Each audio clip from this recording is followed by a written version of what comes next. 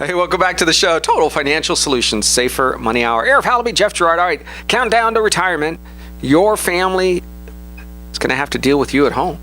Now, one of the challenges that we found in the retirement world, just so you know and understand this, is when one couple, one of the couple retires and the other one stays working. Now, why is that a challenge? Often there's a level of resentment. First, it starts the one who's working resents the one staying at home. And there's a challenge that says, man, she gets to do it. Usually it's the lady that retires first, often. Sometimes the man, but I don't know, 80% maybe it's the lady that retires first. And he's usually, it's kind of a shame. It's okay. No, I enjoy work. It's okay. Man, and she gets to do whatever she wants. And, he'll get a message from her. Hey, I'm having lunch with Susie. Hey, I'm over here at the movie. Hey, I'm shopping. Hey. Right? Whatever. Then the tide starts to shift. And what do you see? You see her resenting his social relationships. You see her resenting that he has someplace to go. Somebody's checking their watch, counting on him. Is he going to be there? And she doesn't have anybody caring whether she shows up or not. Right? It's different. So the resentment shifts from the one working, oh man, I wish I had all that free time, to the one who now, quote, has the free time, but not the value in life. So this countdown in retirement, I would recommend that as soon as you can retire together. It's difficult, especially if you have a couple of years in between this shift. If there's a few months, 6 months or something, I've not seen that as a big problem because there's things to look forward to. People are on the same page. You're planning. There's stuff going on. But when you start to have a big spread where one stays home, especially if the one staying home didn't have a full-time career for the last 35 years. They worked a little bit, raised babies, worked a little bit, had a great pension, maybe worked for a company that had a buyout and they got a great deal and now they're staying home and they seem to, according to the other spouse, have it all. Mm-hmm. You're like, man, that just stinks. It's like I can't catch a break. Every time I turn around, she's getting a better deal. So here's what I recommend is try to retire at the same time or reasonably close so that you don't have that layer of resentment. All right. Countdown to retirement. You're within the next year or two. What's number one, Jeff? Well, I think we've talked about at length this transition. It's going to be a process. It's not just like the person we've talked about and used as an example in the past where they said, I'm going to retire next year. I make X amount of dollars and I basically make about 60% of that in my pension, but we're just going to figure it out. Yeah. How is that a plan? Well, that's certainly not a plan, at least not a sound one in my opinion. So looking at this as a transition, taking into perspective or bringing into perspective multiple pieces. We've talked about the emotional side. The financial side is what it is. 1 + 1 is 2, right? But how do we blend those together? I think that's a great idea to try to shorten that gap of time where one is retired and the other one is still working. Now look, the one that is closer to retirement might be saying, oh yeah, he can work a little bit longer. That's no problem. I hear that, man. And the eyes roll from the other partner, and they don't let them see it. But yeah, I guess I can work a little longer, honey. Yeah, no problem. And it's usually the other one pushing the other, or encouraging, I should say, to work longer or less. And some people get a sense of fulfillment out of their career, and they don't want to leave 3 years early because they know the numbers and they see that the pension might be less or the retirement benefits might be less. So having that plan and putting your heads together versus just this feeling of wanting to do something. Get rid of that. It's hard to do, but I think you have to get rid of that because your retirement isn't based on what you feel necessarily. It's how much money you have in the bank. It is, and it's a systematic approach. Remember, 20 years ago, you could live on a certain amount of money. Today, it takes a little bit more than that to live. Maybe a lot more, depending on your lifestyle. So think about this. 20 years from now, you're going to be retired, and you're going to still be probably reasonably active, and you're going to need that income to keep up with inflation. So you got to have a plan B that brings in different sources of income. In my opinion, I think you need 3 layers, and I've broken it down. I've mentioned before where you need income, and it's different than those 3 10-year periods. The 3 layers of income has to satisfy today, or the day you retire, I should say, the day you retire, and for the next 5 or 10 years, depending on how your lifestyle is and other Social Security, your age, etc. But the second one has to begin about 5 years from now. And then the third one begins about 10 years from now. Now, what you're trying to do is to add income sources and not deplete them. You may have to, it depends on your situation, but the process of building in extra sources of income, kicking in at later times, and then starting again is very helpful so that you can choose to stay retired or work a little longer or work part-time, and then you're not tapping those sources. So the transition says, I want to have plans. That means I want to have a plan that says, give me plan A, plan B, plan C. What if I get an offer? Like I know somebody recently who was announced her retirement. Okay, goodbye everybody. And she had a window of time where they were doing a search for a new person to fill that role. And so she was staying on, as a high-level manager often does, for a period of time, and very helpful in the negotiation process and bringing in a new person to fill her role. Well, all that was happening. The company realized, well, we don't want to be without this person. We can't be without her. Sure. So they created, rightfully so, but created a higher-level management position so she would transition into a new role, because the company said, we don't want to live without her. I don't know what the financial arrangements were, but I can tell you it was good enough for her to say, and I've changed my retirement plans. Whatever it was, it said, husband, we are making some changes. We were going to retire and do our plan. And sometimes in your planning, especially, look, we have seen it with guys at Northrop, at Boeing, at Lockheed, now Scaled Composites, which is, bought by one of those larger companies as well. A lot of those companies where the expertise is so rich, where you might retire, but the competitor will hire you. Sure. Or you might retire and come back as a consultant. And so those kinds of things can really, okay, now I'm taking my pension, but now I also have another source of income. That can allow you to pay off your home a little faster if that's still an issue. So that first year of transition, you might have a little bit of a delay into what takes place, simply because either the value or another person retired recently, was very highly skilled in his particular role in law enforcement, changed, retired, 6 months, 8 months, hung out, played Mr. Dad, did the things with fun. I don't know if it was boredom or the job offer of another job was just too good to pass up, but decided to take a second job. So now you have a second job and you have a pension income.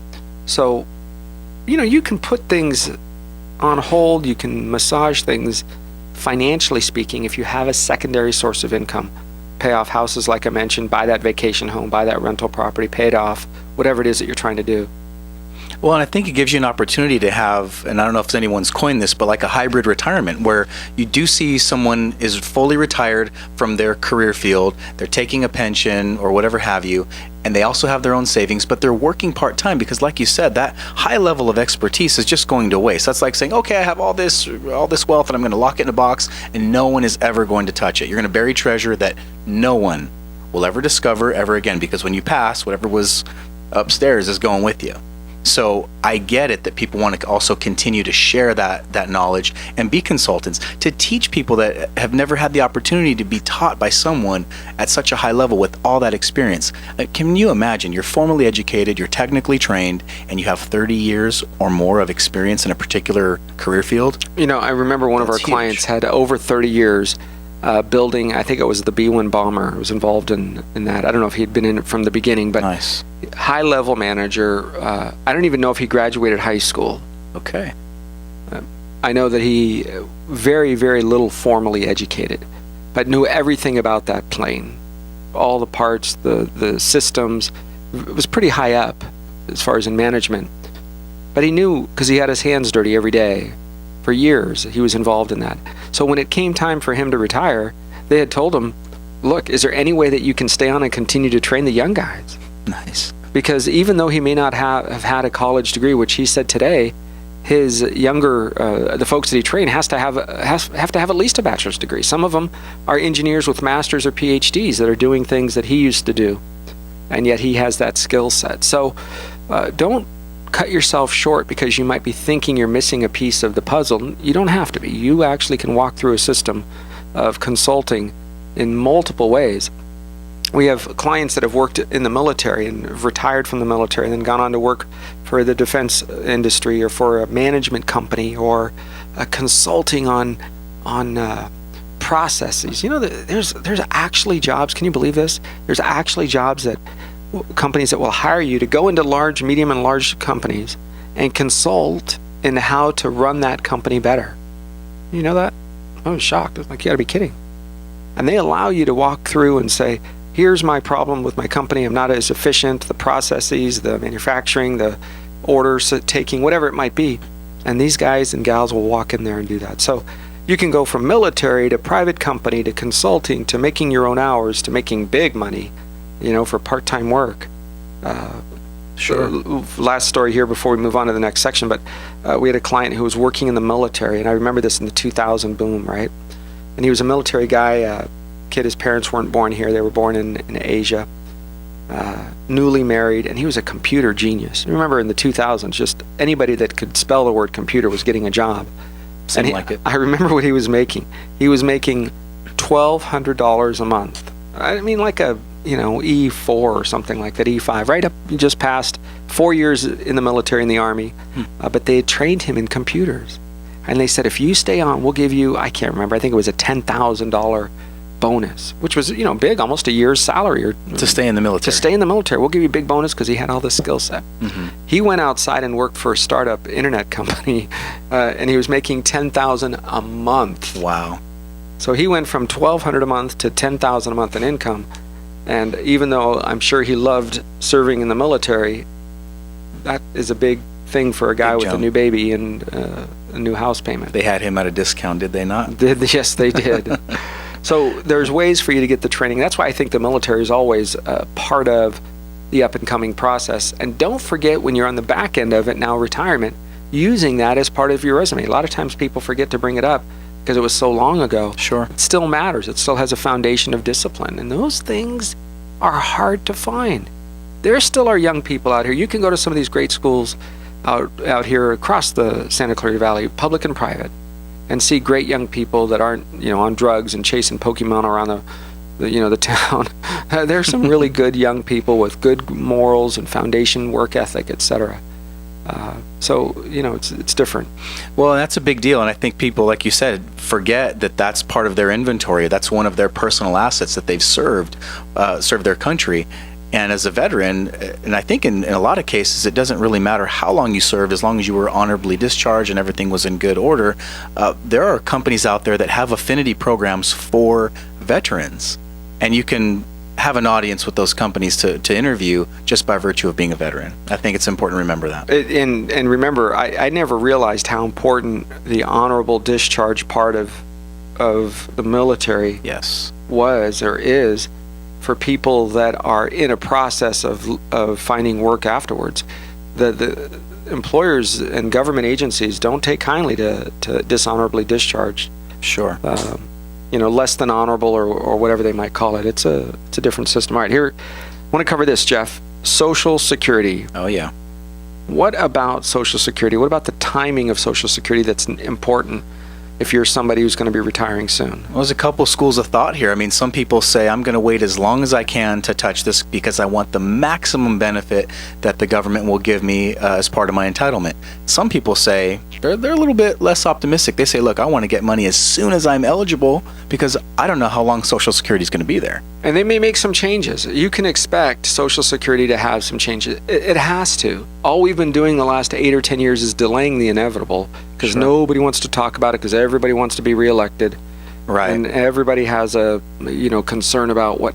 Look, it has to be addressed. There just isn't money.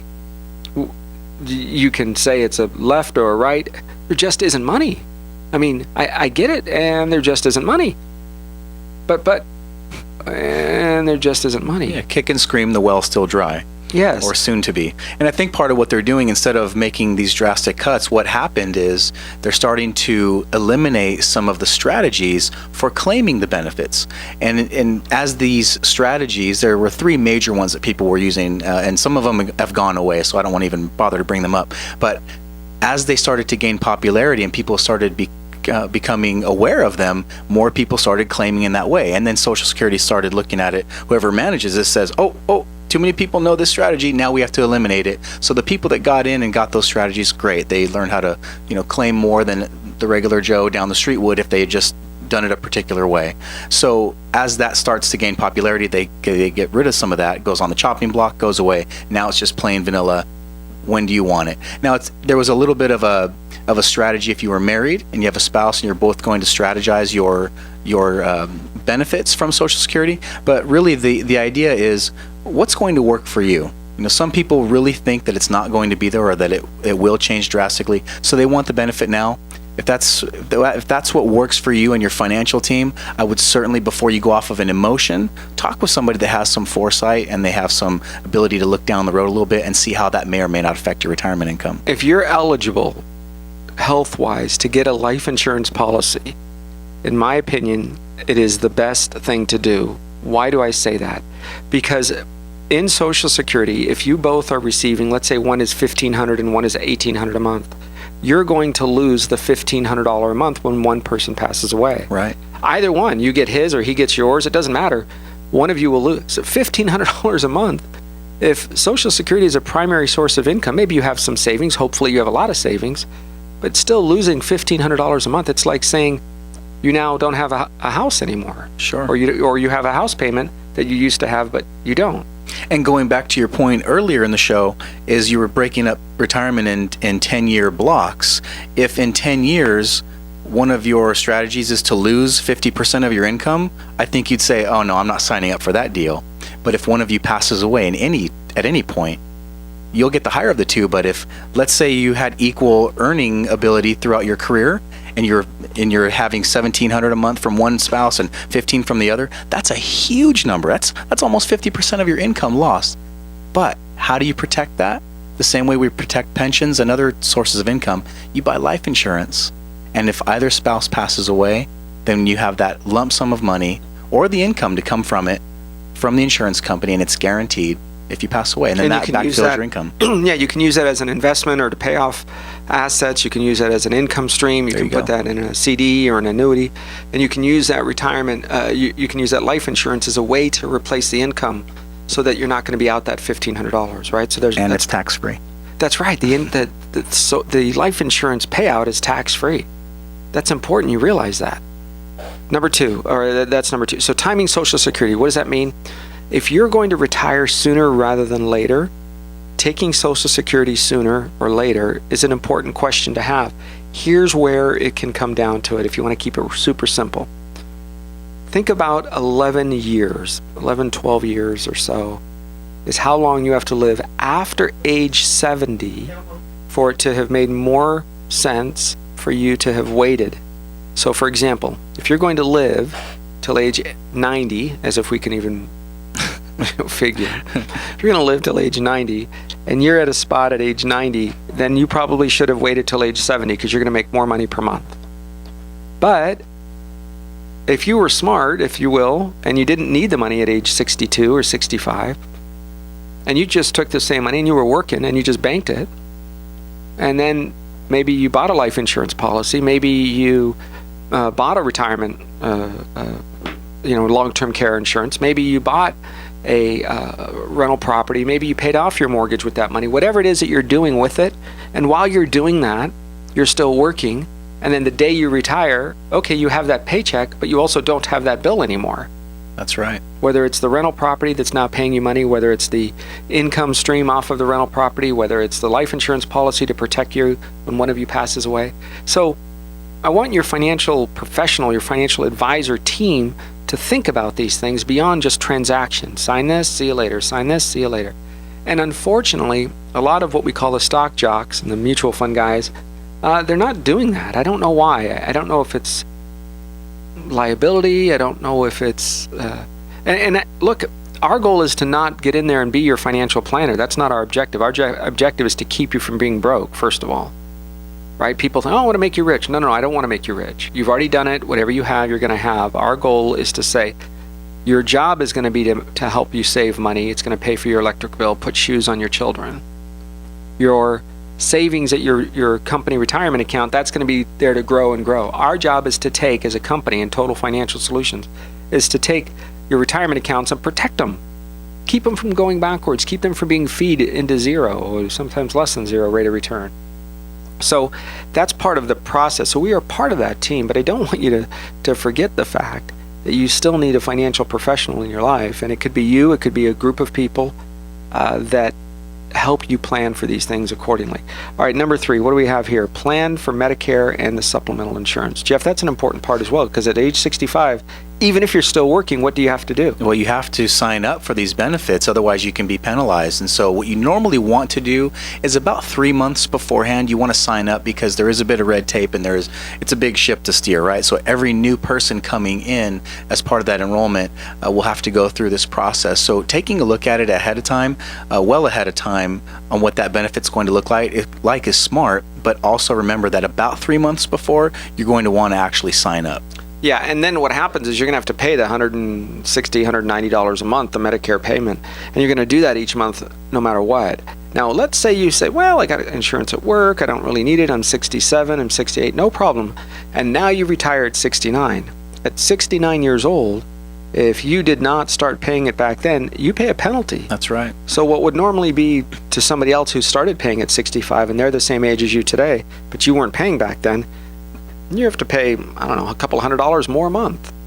Now you might say, well, it's worth it because I saved that $190 a month back then. Sure. Okay, well then that's the math you do. But it again goes back to, what are you doing with that savings? You know, if you can find something for $10 at one store, but you say, oh, look, I saved 20%. I can't stand when people say that, because no, you just didn't spend the other 20. You didn't actually bank that 20. There's a big difference in saving and not spending that. When we used to help people with budgets all over the place, we used to build in that budget plan, we would say, okay, you have a budget system and you saved coupons and 2-for-1 specials and all of that.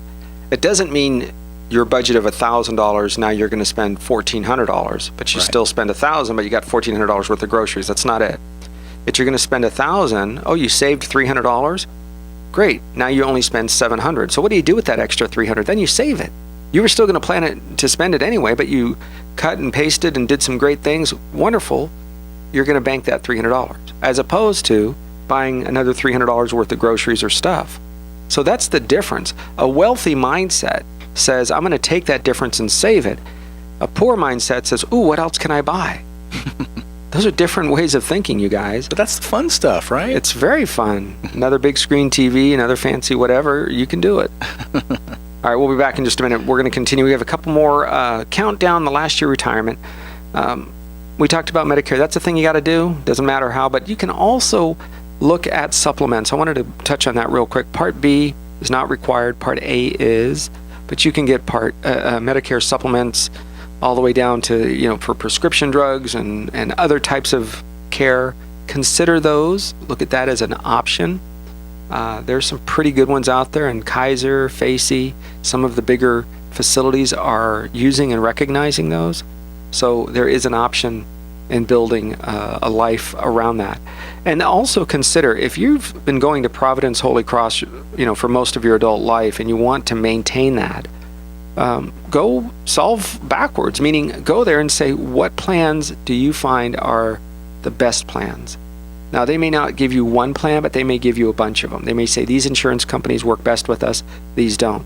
And that will allow you to make your selection from a good quality set of companies, so that you are not in a system where you have a wonderful insurance that costs $50 a month, but you're not seeing your doctors and your medical records are all messed up, and you prefer to go back to the way that it was, whether again it was Holy Cross or there was Kaiser, whatever it might be. All right, we'll continue just a minute on Countdown to Retirement. Arif Halaby along with Jeff Gerard. This is Total Financial Solutions, Save for Money Hour, and I'm Arif Halaby. We'll be right back.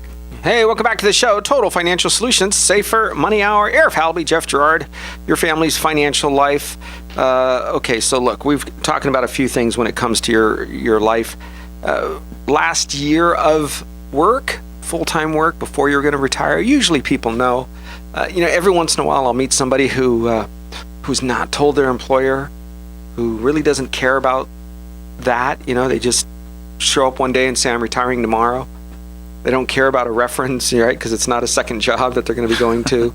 They don't care if they're going to be given, a good referral. Nothing. They just leave their employer hanging, if you will, with an hour's notice or a day or whatever. So there are a lot of people like that get through the process of saying, here's what I want to do with my life, and I've been planning secretly behind the scenes. Wonderful if you're planning, but for a lot of folks, they let their employer know. They're talking about it. They go to the workshops. Some of the larger companies actually have these retirement seminars that they'll put on, and I want to encourage you to consider going to those just to gather the data. You may not do anything with it right away, but the sooner you get involved and find out some of the things you're supposed to do and not do, and listen to the horse's mouth. I don't know where that came from, but get it right from the truth, from the well. Get the water from the well. Follow the stars from the moon. I don't know. I bought my mom a book several years ago for her birthday with all those cute little sayings. Quotes, and the origins. I have to actually look that one up. Yeah, I'll look that one up. Straight from the horse's mouth. Maybe it was Mr. Ed or something. So how I would look at it is probably you're going to be hearing things around your desk and email strings and things where your coworkers are going to be saying things about retirement, the pension, the process. Don't fall for that. It may be accurate, but I'd prefer you build your life off of not rumor and innuendo and other people's experiences, but off of what really is going to apply to you. Yeah, and that can actually start a wildfire, especially in a bigger company where you have a lot of folks. It's kind of like the game of telephone. You tell somebody something, and then they put their twist on it and tell the next person, and then the next person, and then it's this ongoing thing. And then by the end of the conversation, you get to the last person, and the story is wildly different. I can tell you, having worked for large companies, that those rumors run rampant, and people get excited and they get panicked, and then there's an uproar, and then next thing you know, the brave person runs into the manager's office and says, "Is this true?" And then they say, "Where'd you get that?" "Well, so and so." So those things can happen, especially when it comes to something so sensitive as retirement and your money, because this is your future, right? You used to work, and now tomorrow you don't, and you're hoping for that paycheck and for that benefit. So going to those workshops is a wonderful idea, and you get to talk with people that are actually going to give you the real and true information. That's a big deal. Arif, I know that we've talked about this before, but I think it's really important that we talk about that retirement budget, that post-retirement budget. Living on less money than you're bringing in is still important in retirement, because if you still spend 100% of your money, you have no savings on the other side, or the savings that you did acquire while you were working, that could go in one fell swoop. If you have a sickness, a death in the family, a major catastrophe, and you're underinsured, or that money has to come out of your pocket, it's still important to have savings built into a retirement budget as part of your overall plan. Yeah, and we have seen this not too long ago where there's a desperation that kicks in. Look, that last year or 2 or 3 or even 5 going towards retirement, depending on your account values and how much you've saved, you may want to consider making some part or all of that in a safe area, away from fees and away from risk. Here's why. The best laid plans are built off of information that you know today. If you're going to retire 6 months or a year from now, and you're buying a house, or you're planning to move out of state, or you're rebuilding, remodeling your home, you're doing things that are going to cost money, and you have a proposed plan as you work forward, and all of a sudden the market, quote, corrects, which means it's wrong to be high. I love that. You mean I'm making money that's wrong, so when it goes down, it's correcting? What is that all about? So it goes backwards, and you lose money, you lose principal, you lose a lot of money, and or add in there a sickness, right? And now somebody is disabled, or they're injured, they can't work, they're in a process of spending more money than they're making because they're going to be doing various treatments. And all of a sudden, what was once a very large account value, because the market has gone backwards, now puts you in a risky place, meaning you're now a bit desperate. And here's what I have seen. From a layer of desperation comes, in my opinion, poor decision making. So now your $800,000 is now $198,000. So you're going to take half of it and put it on a very risky investment because it's promising you some crazy rate of return, and then before you know it, that goes away. And you lose money very quickly, which was once a very large account. And you're back to living on just Social Security, where you probably would have lived anyway, and that's pretty scary. So be careful. Don't put your money in places where you're paying fees, you have risk. You don't need to. It just not necessary anymore. And especially as you're nearing retirement, you're basically in a position where hopefully you've saved enough and you've made all the money that you're going to make. And now to have that go away, all of that time that you spent working overtime and double shifts or picking up someone's shift, and you traded your time that you'll never get back, you quantified that time with money, and hopefully you did the right thing and saved a portion of that. You paid your expenses, you lived on what you could or what you needed to, and then you saved some of that. Well, that represents part of your stored labor. That's what you did back in 5 years ago and 10 years ago, and now you're going to just let that go by the wayside. I don't think that's very smart.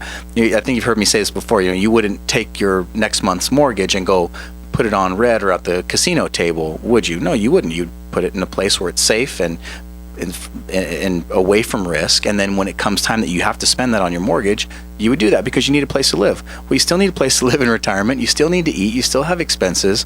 Those future dollars are going to be that next payment. So to put those in a place where it could go away in overnight in some cases, I just would start to take a serious look at where your money is allocated. And as you get closer to retirement, the money that you'll need should be in a safer place. At least balance it out. You shouldn't be investing and saving and allocating your money the same way you did 20 years ago. There's really no reason for it anymore. A client came to us recently and says, I have high yield bonds. I'm like, oh, okay, whatever. That's nice. Okay. He says, but the problem was it was supposed to be safe, California insured or something, and it ended up investing in Puerto Rican bonds, right? Stuff that Puerto Rico just defaulted. Yikes. So be careful. If you have accounts that are higher risk, we're not going to deal with those. We'll help you get out of that if you want. But remember that folks that are playing that game, do some research on it. If you're going to say, I'm going to put my money at risk, don't just take it for face value. Look and see, what are they investing in? How often are they reporting their earnings, and is it legitimate? And what are their fees, the real fees? What's the total cost of ownership? That's different than fees, because fees is actually a technical definition. There are other expenses that might come with that could be higher than what you want or what you even know you have. So important as you're building your life to not put it all at risk. That last year or 2 or 3 before retirement, start moving money over to safety, start getting it out of risk, especially if you don't need it. Okay, next thing as we finish up this hour of the program, I want you to focus on a post-retirement budget. How much do you need to spend? What does that look like? And then I want you to add between 10 and 20% to that. So do your best. Build in, your expenses, build in your entertainment, maybe travel, a holiday, Christmas gifts, maybe birthday gifts. Do the things like that where you build it in. And then at the end, let's say it's $5,000 a month, add another $800 or $1,000, something like that. And then that's the amount that you need to live on. And remember, you're thinking net. You're thinking what I have to spend. When you get money from your pension and Social Security and retirement accounts, those are gross, which means those are pre-tax money. That's important. You look at that, because that pre-tax money means that's not what you get. You're in partnership. That's right. You may have to take $7,500 out of your account, and it's lessened by that amount so that you can have $5,000 to spend. That's right. That's a pretty plausible number depending on how much money you have coming in on a pre-tax account. And you and the government are in partnership. Don't forget that. You and the state governor and the president and the Congress, you are a partner. You go to work and they get the money. That's part of the partnership, right? It's called taxes, and whether you like it or not. And if you have enough time and earlier on in your saving strategies, you should start to look at some post-tax strategies that don't involve being in partnership forever. There are accounts out there that you can couple with a post-tax type of scenario where you don't have to pay any taxes on the earnings, and then you won't pay any taxes in retirement. But it's something that kind of makes sense when you have some time on your side. Yeah, and that will give you the opportunity to layer and ladder not just your income kicking in at different points in your life, but also the way it's taxed. I encourage you to meet with your CPA or tax professional on the off season, not just when they're all hurried and harried and rushed around and you're trying to figure it out on April 11th or something. No. Once they settle down, they come back from their Hawaii vacation in May and then June, right? Meet with them June, July, August, September, October, sometime before the end of the year where you can settle down. You get a chance to say, here's my strategy, all right?